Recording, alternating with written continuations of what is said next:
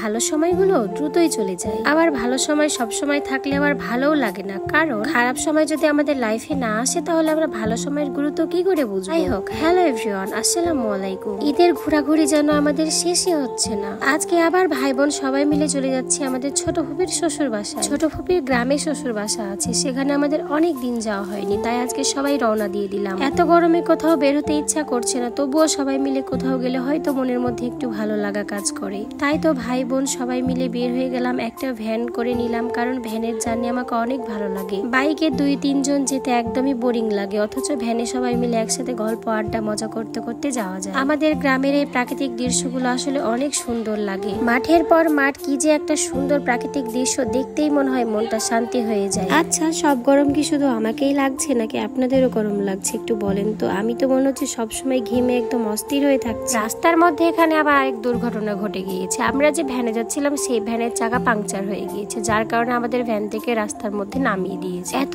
গরমের মধ্যে, রোদের মধ্যে এভাবে দাঁড়িয়ে থাকা, ভ্যানের জন্য অপেক্ষা করা, কি যে একটা প্যারাময়ক দিন হচ্ছিল। এখান থেকে বাসায় চলে যায়, আর বেড়াতেই যাব না। আবার ভাবলাম অনেক দূরে চলে এসেছি, আবার চলে যাব এখান থেকে ঘুরে। মনটা আবার এই জন্যই রেগে গেছে বেশি, কোনো একটাও গাড়ি পাচ্ছিলাম গাড়ি না পেলে রোদের মধ্যে এভাবে দাঁড়িয়ে থাকতে ভালো লাগে বলেন তো।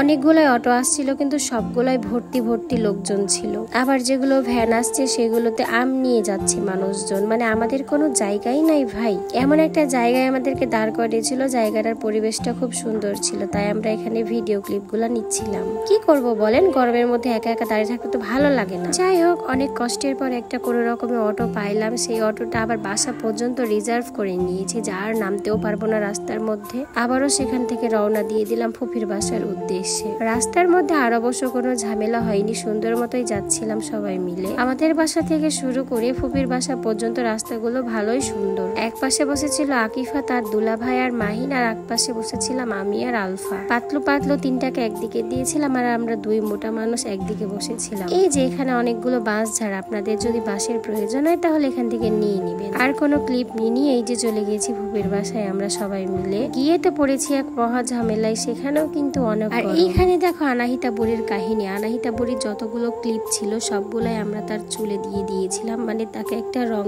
ঢং সাজিয়ে দিয়েছিলাম। আনাহিতা বুড়ি আবার সাজুগুজু করতে খুবই পছন্দ করে, এতগুলো তার মাথায় ক্লিপ দিয়েছি তবুও সে কোনো রকম কিছু বলছে না, বরং আরো ঢং করছে। এখানে আনাহিতা বুড়িকে সাজাচ্ছিলাম, আর আকিফা এখানে বসেছিল, সবাই মিলে আড্ডা দিচ্ছিলাম, গল্প করছিলাম। আয়াস বুড়া আবার ওর বোনকে জ্বালাচ্ছে। আয়াসকে যদি বলি একটু সুন্দর করে তাকাও, আমি তোমার একটু ভিডিও নিই, সে তো সুন্দর করে তাকাবে না, বরং আরো ঢং করবে। এত গরমে আসলে যাদের বাসায় যাব তাদেরও কষ্ট, আর যারা যাব তাদেরও কষ্ট, কিন্তু তবুও তো যাওয়া আসা করতেই হয়, ভালো লাগে একটু মনের মধ্যে। এখানে আনাহিতা আবার তার ভাইয়ের কাছে চলে যাচ্ছে, আয়াস বুড়াকে আবার ভালোভাবে তাকাতে বলছি, সে আবার তাকাচ্ছেই না, মানে বিভিন্ন রকম ঢং করছে।